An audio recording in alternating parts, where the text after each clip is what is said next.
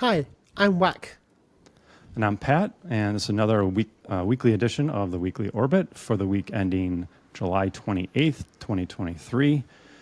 We got a packed episode again, Whack, a lot going on. We've got some Chainlink news, we've got some RPL Tokenomics, we've got a whole bunch of rETH integrations, so it's going to be another packed episode. We'll get started. I'll share my screen.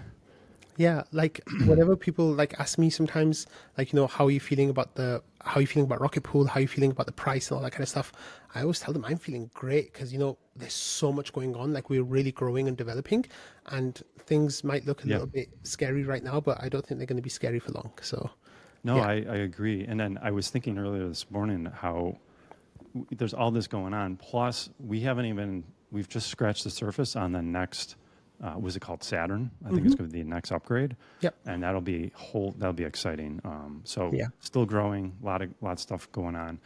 And it's coming to the end of the period here, a few more days before the smoothing pool distributes out. And I just want to highlight this. This was a nice smoothing pool capture. We had over 8 ETH captured on this one. It goes into the smoothing pool. And how's it looking this month, or this period, I should say, Whack? We're at 307 ETH. Yeah, it's kind of average. I think there's like people just look at the raw number, right? And they're like, oh, look, 300 ETH, that's really good. And that's kind of like, the previous record. I think it was in November. And then that kind of stuck for a while. We hit 310. And that was like the record for a while. But one of the things that we have to kind of realize is like, just how many mini pools are in the smoothing pool. That's one of the things that we have to remember. And now there's a lot more. There's 15,000 now. And the second thing is like, just who's in the mini pool, right? Like what's the consistency of that? So like the raw number sounds good, but it's being divided out by a bigger number of mini pools. So the individual rewards aren't that great. It's really great though. Like, there's on-chain activities happening. Gas is still decent. We're still getting some good blocks. So it's not quite as bad as like, December or January, but it's closer to December and January right now than it is to November, if that makes sense. Yeah. Just because of the composition that's changed. The May and June, those were solidly good months, and then hopefully like this, yeah, those were definitely like all-time high kind of months because of the number of mini pools in there. But on chain, like we had the Pepe token that was kind of going crazy, so gas fees were really high for a few weeks. So we got some really good blocks there, but I think once the bull market comes and ETH layer 1 gas prices are consistently in the 100+ GUE, I think there's a chance that we'll break 1,000 ETH in the smoothing pool in those months. Like that might be a year away, that might be longer away, but I think that's going to happen fairly consistently. I think for at least a while. Yeah, the absolute high I think was 508 in May. So we're at around 300. And like you said, it's bear market. But anyway, the other thing that affects it is, I just divided my mini pools. I split them into 8 ETH. And while they're in I don't think you get your portion, your portion of, is it smoothing pool and RPL that it's going to be lower while your other 8 ETH bonds are waiting in the mini So pool? your The queue. your execution layer rewards count based on how many attestations you had in that month, because they use that as a metric of like just how lively you were, and then the more online you were, the more like full share of your reward that you get. So you don't get penalized at all for that. So it's just the more online you are, the better your reward is. But it's still the money's still coming in. Execution rewards are still pretty nice. It's just they were a lot nicer like three periods ago. That was really good. Sure. Yeah. Yeah, and so when we look at this chart, I mean, this is there's many variables that go into, well, how much should I expect this month? This is showing the absolute amount of ETH in the pool, but then there's a whole other set of variables that will determine your share. But we'll be finding out, I think it's August 3rd or August 2nd, depending on your location. Yeah, it's Wednesday night for me, like early Thursday morning, I think, or Tuesday night, Wednesday morning, something like that. Yeah, Wednesday night. It's Wednesday nights, Thursday mornings, depending on where you are in the world.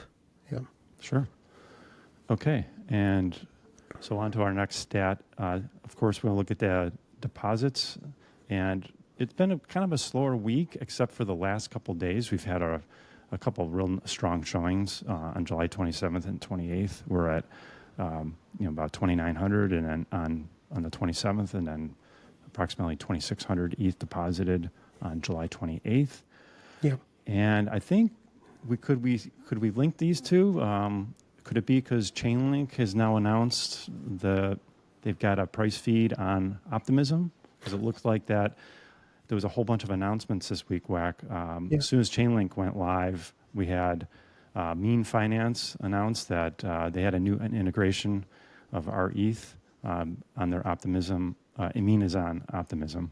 And then we also had Gravita moved over and stated, hey, you can now use rETH to borrow. Arbitrum, though. Oh, actually, they're on Arbitrum, pardon me, on that one. Yeah. And then you have the final one, which was rETH is available to fold using Aave on Optimism. So quite a few integrations this week, Whack. Chainlink being, it's a big story. Yeah. What are your thoughts? Going back to that deposit pool amount, that's actually a little bit misleading, because what's happening is there are a couple of R bots that are arbing rETH right now on dexes. So they can basically mint from the contract and use that as an arb and get like a tiny bit of percentage on top. I think a couple of them were actually even in a loss. The arb bot made a loss. So that number kind of is misleading, I think. The thing that you really need to do is, like, if you go to the top of Rocket Scan here and click on the actual rETH tab, you'll see that, we're around 490,000, 487,000. So that amount itself hasn't really changed in line with those deposits, because they're coming in and being burned and minted and burned, basically. They're just being used for arbitrage purposes. So you can't really read into that too much. It looks nice because it looks like we're getting deposits, but I think going forward, this page might be the better page to look at, especially if the deposit pool is going to be used for our bots. So and the other thing is as well, of course, that this only looks at mainnet, so it's not on layer 2s. For layer 2s, there's no minting feature. Minting has to happen of rETH on layer 1. So the idea is that people will mint on layer 1 and then move that over to layer 2. And once they're on layer 2, then they can use it on all these different services. It's really, really wonderful, though, that we're getting these layer 2 integrations. The main thing, one of them was the Chainlink Oracle, of course, that you have highlighted there. That's excellent because it really opens up like DeFi tools. And then you saw, like you pointed out as well, like one of the consequences of that right away was the folding ability on Aave for rETH. Is now possible on Aave on Optimism, which is really, really great, because we want to see that being profitable, right? And one of the really cool things that happened this week is that we got the first glimpses of this policy being profitable. And I'm really hoping that, in the coming weeks, as the rETH rewards ratio trends up slightly, and hopefully the borrowing rate comes down on ETH on Aave, then that spread will be profitable, and we'll get a whole bunch of people getting into these folded positions. Yeah, and I was trying to find it last minute, but I couldn't. There was a real nice graph, I think it was in Discord, showing the amount of mini pools that were actually producing. There was a dip right after Atlas as everyone kind of FOMO'd in. We had a whole bunch of mini pools in the beacon chain queue.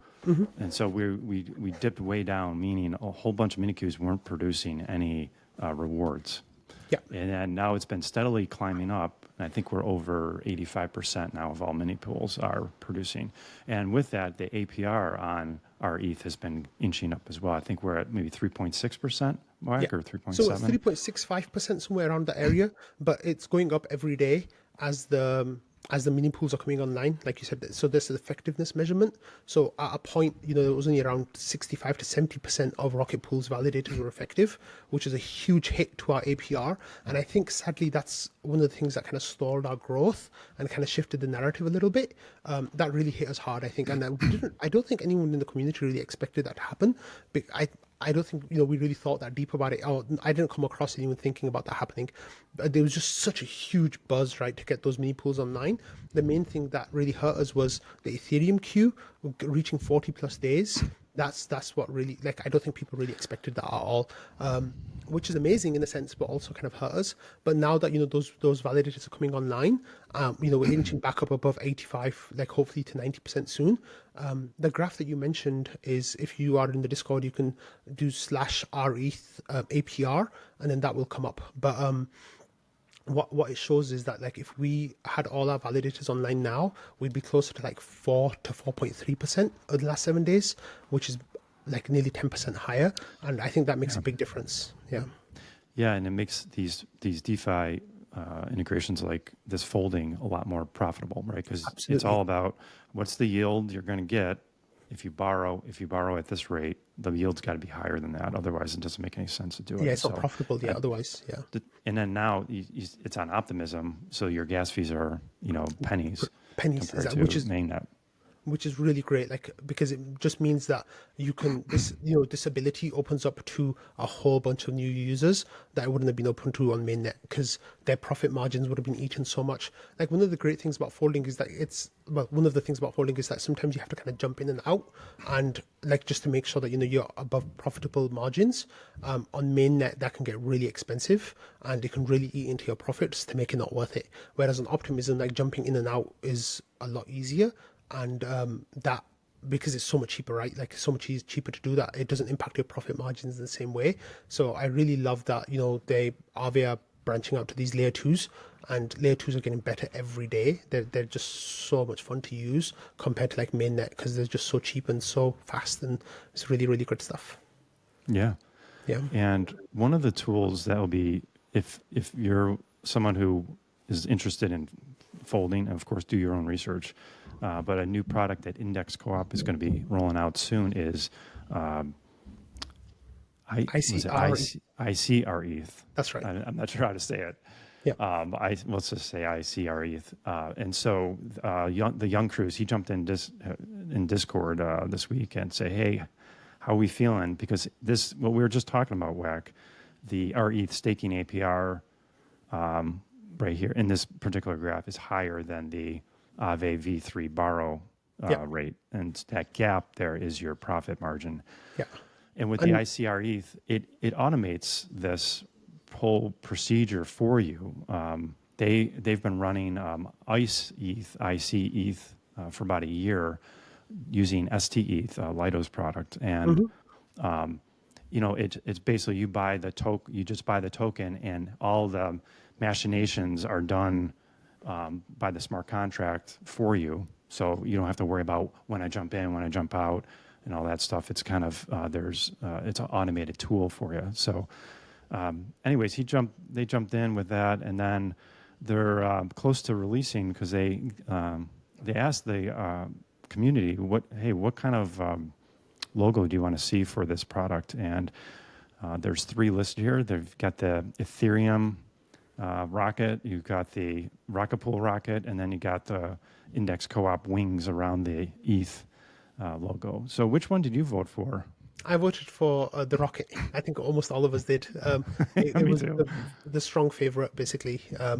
And like icrETH, they've kind of been talking about this product for a while, and I've had some really good conversations with the team there, because I've been covering this product for a while, and it just wasn't profitable to launch until now. And I think they're starting to see now as well that we're close to that point where our ETH will be profitable enough against Aave's ETH borrow rate that, like, it's favorable time to launch. Because if they'd launched before now, they would have lost a lot of early momentum that a project could gain, because there would be no one adopting it, right? Like, no one would have deposited any like, they wouldn't have swapped for their token, basically.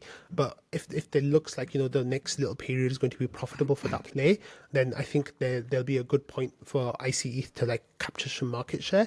And people, of course, can do this themselves, by interacting with Aave and doing it manually. There's also DeFi Saver that will kind of make recipes for you to do it, and like do it in 1 transaction or 2 transactions, I think. So there's a whole bunch of services that will come up to make the folding like really possible, like really easy to use. But icrETH will be the easiest of them. icrETH will be the easiest of them all, because it's just a matter of swapping for that token or buying that token, and then you just enjoy it. But you will be paying a fee to Index Coop in that. They take, I think, some percentage. I don't know the exact percentage that they'll take, but they'll take a percentage for kind of automating it for you. But that's not to say that this product is still risky, right? Like the young Cruz, I think the person who was speaking was saying that if if it goes down to like 0.95 on the peg, then you can get hit basically by liquidations. So please be careful about interacting with any DeFi product. You could, like, to borrow a line from the bankless guys, you could lose what you put in. So please be careful. Correct. Yeah. And just as this is the ICE ETH, this is from the Index Coop website, showing 3-month returns here. Yeah. And, there's times when it's profitable and there's times when it's not. This will be in the show notes if you guys want to play with it. But I think the streaming fee, I want to say 0.25% is what they're going to take. Yeah, that sounds about right. Yeah. And I remember there was a conversation I had with the Index Coop guys at ETH Denver, and they mentioned at that time, this is prior to Atlas or Chapella, the premium on our ETH was not going to really help with this whole idea, because now that we're basically our ETH is trading right at peg, in quotations, it's much more ready to go, as you said. Definitely don't want to get into one of these positions when we're at peg. When we're in a premium, because as we go back to peg, you're going to lose a lot of money, right? Because it's folded, so it's 8 times folded, which is what they think is a fair risk. It might be too risky for some, might be not risky enough for others, but don't get into these positions when we're at a premium, because it will eat all your profits and it will put you in a bad situation. The best time to get into these positions would be if you are under peg, because then as you come back to peg, it will boost your profits a lot. So that's definitely something to keep in mind. Although our ETH has been really good at keeping its peg since Atlas, and for a long time anyway. We've been really good at being on peg or a slight premium. So if we're at peg, then that makes more sense to get into these positions than not at peg. Yeah, definitely. So keep an eye out for ICE rETH coming soon. On to the next topic. So RPL Tokenomics. Pieter, he put together a steelman argument for when we're talking about tokenomics, whether there would be a sell-off. And he did Pieter did a lot of research and came up with several different scenarios and personas.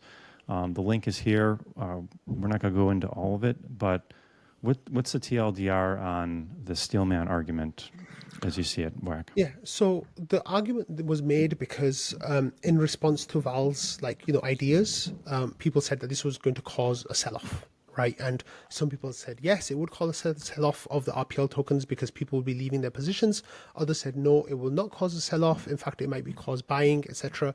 So Pieter put together this steelman argument of the idea that it would cause a sell-off. Now, steelman, for those who don't know, is kind of like taking a position, not necessarily one that you agree with, and kind of figuring out if there is any legitimacy to that position, or what scenarios would that position actually work in. So Pieter used that to come up with a bunch of different personas, which are different kinds profiles of people who are invested in RPL, and whether they would see this as a situation to sell, whether they see this as a situation to buy. But this is mostly focused on the selling aspect of it, not on the buying aspect of it. That would be a whole different paper, I guess. So he came up with Lisa, Brian, Robert, Jennifer, Mark, a whole bunch of personas, and their different risk profiles and what it might look like. And he reached the conclusion that it is plausible that there would be some kind of sell-off using these personas. Now that conversation went back to the tokenomics thread, and this is a really, really great place for you all to get this information. Before I carry on, right, I really, really, really should stress that this is not a proposal right now. These are just ideas that people are discussing to try to make Rocket Pool better, right? So they want Rocket Pool to be as good as possible, and they want it to be a stronger protocol as possible and have great growth and all of that kind of stuff. And this is the community working together to achieve that end. Now, this is still active discussion. People are still talking about it. People are still bouncing ideas about it. There's no proposal that's come forward, gone to any kind of a voting stage or anything like that.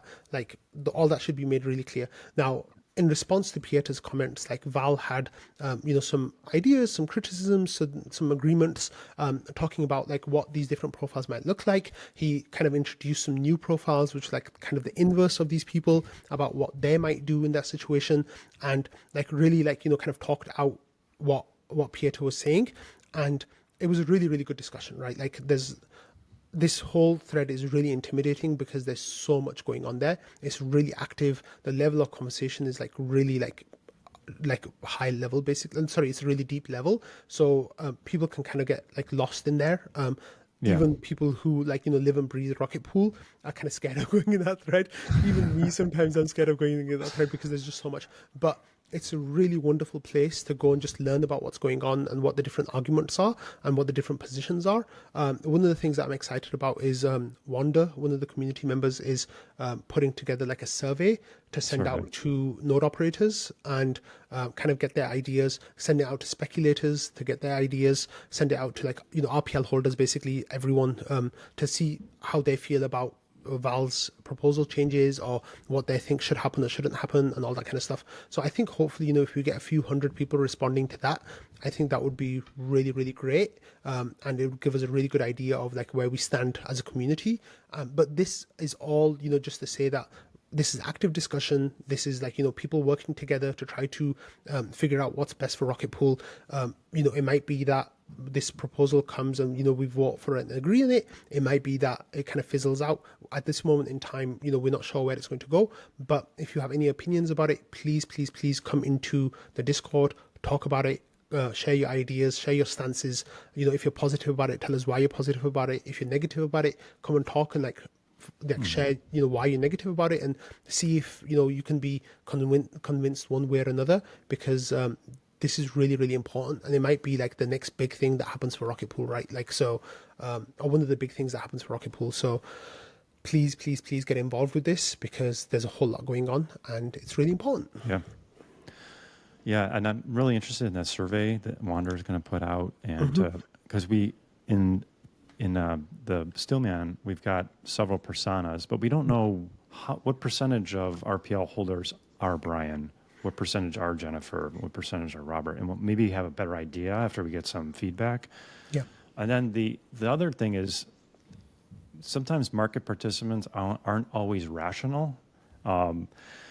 So you might be like, oh, I'm Brian, but then you don't act like Brian when it comes down. When push comes to shove, you don't act like Brian. And know, that's just how human psychology is sometimes. And but I think what the community is really doing is trying to gauge as much information as possible, make arguments.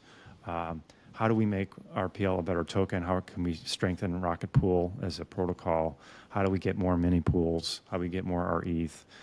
And I'm really happy with it. There is a lot here, Wack, as you said. But take a look at the discussion, chime in, and if you get a survey, respond to it, because it's going to be ongoing probably for several more weeks, I would think, or maybe perhaps months. Maybe another couple of months. Yeah. It's going to last. Yeah, so we're at the early stages. Yeah, very early stages. Yeah. Yep. Okay, on to the next item. Speaking of RPL, our friend Jasper tweeted out the RPL supply cap on Aave has just been doubled after incredible demand filled the pool in just days. 100,000 RPL can be lent out for node operators to use, abstracting speculation from node operation. These are the flywheels DeFi was built for. I love Jasper's tweets. He's, I know he mentioned the other day he was taking his first medical exam at medical school, and somehow he's doing that and still pumping out lots of good content. So hats off to Jasper. What a great guy. But here we started at 105,000. I think I got this. There it is. So we're at 105,000 supply cap, and it's now at 210,000. And so what are your thoughts on the doubling of this supply cap, Wack? Yeah, like the pool filled up really quickly. There's a huge demand for people like to do stuff with their RPL, right? Like there's a lot of people in the community who are holding RPL and they feel like they don't have anything to do with it. They don't want to sell it for ETH, I guess, and spin up on mini pools, but they want to make their RPL productive, right? So when Aave came up with this borrowing feature, how it works is that you will deposit RPL into this pool, into this vault, and then people will borrow that RPL using different kinds of collateral. They can use rETH, they can use ETH, they can use a whole bunch of different tokens that Aave has as collaterable tokens. So you deposit those, then you borrow your RPL against it. Now, what's happened is that there's so much like demand for people to do stuff with RPL in DeFi that the pool filled up like within a couple of days, right? So Aave saw this. They saw that there was a whole lot of demand here for people to deposit RPL. So there's nothing off their backs, right? They just changed the parameters for people to be able to deposit more now. So they changed it from 105,000, like you said, to 210,000. Now we're at 125,000 already. So people have already put in 15,000 more. 20,000. I think it might take a little while before they reach 210,000, but I wouldn't be surprised if it happens within the next few weeks. The main thing that's really interesting here is if you scroll down a little bit, you can see that there's like 23,000 has already been borrowed. So if you borrow RPL now from Aave, it's a interest rate of 2%. And the people who are lending the RPL, they're getting 0.3% because that 2% is kind of divided out amongst the whole group of people. So as that borrowed amount goes up, then they'll be paying more to borrow, but people who are depositing will be getting more money as well. So I think then you'll start seeing more RPL coming in there. At the moment, it's just 0.3%, which is still something, but it's like 20 times less than what you'd get for using staking, 8% around. There's a big difference there. But this is kind of attractive right now because if you feel like the price of RPL is going to kind of stay in this area for a long time, then you can borrow RPL and basically become a Rocket Pool node operator without any exposure to the RPL token itself. And we think that there's a bunch of people who might be in that situation. So then they'll be paying a lot less than they're getting in their rewards from Rocket Pool. It's just if the price of RPL goes up quickly, then those people could get short squeezed and they could lose their collateral assets. Yeah. But then they're RPL holders, which has its own benefits or negatives, I guess, like inadvertent RPL holders. But that's the kind of thing that can cause some issues. One thing that you should be aware of though is now that you can borrow the RPL from Aave, someone can come in there with 1,000 ETH, potentially borrow a whole lot of RPL, and then they could just dump it on the market, and that could cause huge issues for shorting, basically. So it's something that we need to be aware of, but I don't think there's much we can really do about it. But this is the kind of stuff we want to see, right? We want RPL to have its own uses, and it's really exciting to see that we're getting those now. Right. Yeah. And if you're considering maybe you've fallen below 10% collateral and you're like, I don't know if I want to buy RPL right now. Well, you could do this, put some ETH in, get RPL back, top off your mini pool collateral. And then your rewards are what's the rate? 70%? 8%, on your yeah. Just less and you're than borrowing at 2%. Yep. So, you just quickly arbed, 6% on that trade. But the bigger picture here is, I think we talked about this before, how RPL is such a unique token because it gives you utility. It's needed. Basically, you buy a membership. There's a discussion in Discord. What does RPL really do? Some have compared it to medallions, as a taxi driver in New York City. Maybe not the best example because, taxis, the whole Uber's a better model for taxiing now, but the idea is like you buy a membership, say at BJ's, some kind of, or Costco, some big supermarket, and what that membership allows you to do is get, product at a better rate. In this case, you're putting in RPL and you're getting higher ETH rewards, through the smoothing pool, and through commission, and so you're basically buying entry. So it gives you utility in that sense. It gives you governance, of course, only for node operators, not speculators. And now DeFi, this is a fully fledged DeFi token that you can borrow and lend against.